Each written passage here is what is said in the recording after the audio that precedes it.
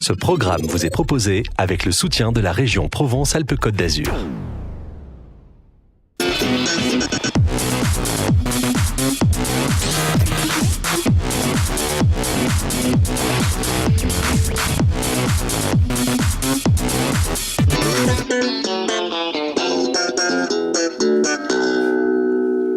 Bonjour et merci d'être fidèle au rendez-vous de M l'Écho. On va parler aujourd'hui des entrepreneurs en France avec Franck Arrojo. Bonjour Franck. Bonjour. Qui est le directeur d'Entreprendre et Territoire et qui est aussi responsable du service entrepreneuriat à la Chambre de commerce et d'industrie Marseille-Provence. Alors quel est aujourd'hui le portrait de l'entrepreneur français et de l'entrepreneur en Provence ? Eh bien Yves, je propose qu'on le découvre ensemble.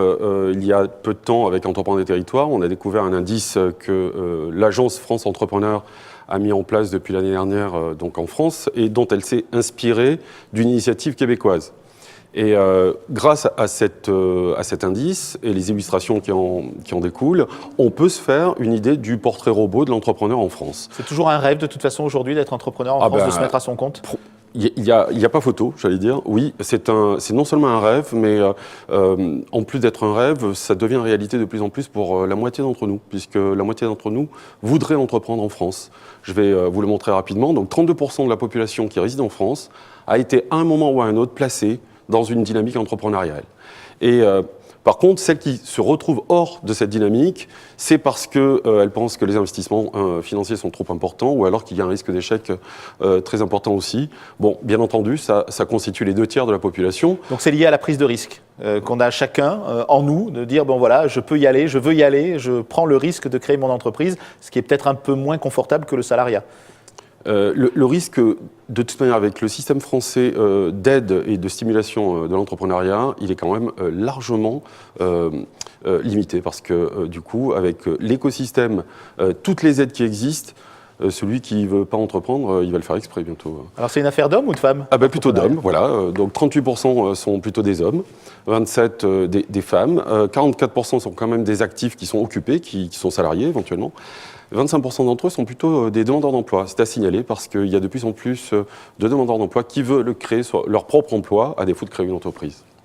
Et tout ça sans forcément qu'il y ait un facteur clé qui déclenche la création de l'entreprise. C'est quoi les motivations aujourd'hui en fait, des entrepreneurs ? Elles sont là. C'est s'épanouir et réaliser un rêve pour 41% des intentionnistes ou des porteurs de projets qu'il faut différencier des entrepreneurs qui ont déjà créé une entreprise ou plusieurs. C'est aussi être son propre patron et enfin, c'est se lancer un défi. Pour les entrepreneurs, c'est à peu près la même chose, sauf qu'ils vont inverser ces trois critères.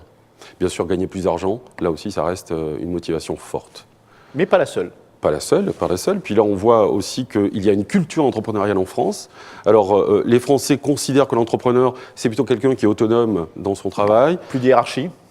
La liberté. Ou la hiérarchie du client. Est-ce qu'entreprendre est synonyme de liberté ? Probablement dans l'inconscient collectif. Donc, je vous laisse parcourir l'infographie. Il faut retenir que réaliser ses rêves, ça reste pour 2 tiers d'entre nous la motivation aussi et la culture d'entreprendre.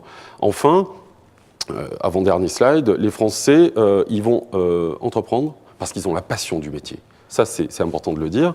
Et le choix de carrière, aujourd'hui, pour 46% des Français, c'est d'entreprendre, c'est avoir sa propre entreprise et travailler à son compte. C'est important.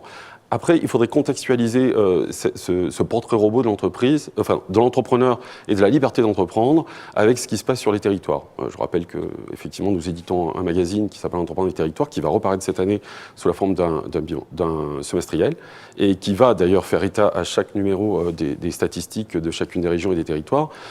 PACA reste la 3e région française où l'on entreprend le plus. Il faut le savoir. C'était une région aussi qui était considérée comme une région où il y avait beaucoup de défaillance d'entreprises. Ça a un petit peu changé, ça ? Oui, on a inversé la courbe. Aujourd'hui, on est en solde positif. Il y a moins d'entreprises qui disparaissent, en tout cas qui ferment, que celles qui se créent. Et il faut quand même reconnaître que par rapport à Île-de-France, qui est une énorme région et qui est largement en tête, on talonne quand même une très très grande région, puisque c'est la fusion, le résultat de la fusion entre l'Auvergne et Rhône-Alpes, puisqu'on est à quelques encablures.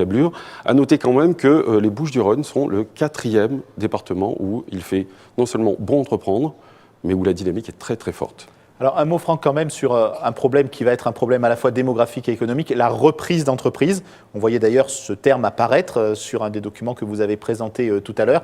C'est un marché, mais ça intéresse moins les gens, la reprise d'entreprise, que la création ex nihilo à partir de rien d'une entreprise?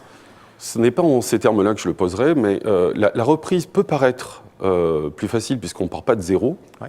La grande difficulté de la reprise, c'est le financement. Parce que là, pour le coup, ça coûte beaucoup plus cher. Et le recours à des financements privés est parfois rendu plus difficile par le contexte de l'entreprise à reprendre. Et ça veut dire que créer une entreprise, ça coûte rien?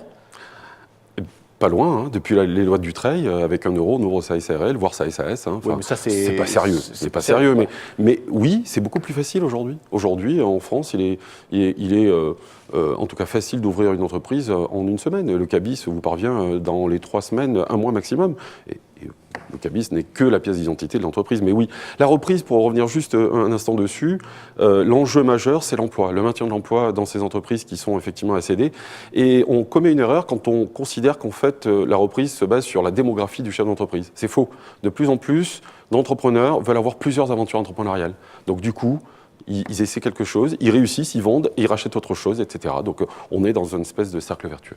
Merci Franck Arrojo. À bientôt.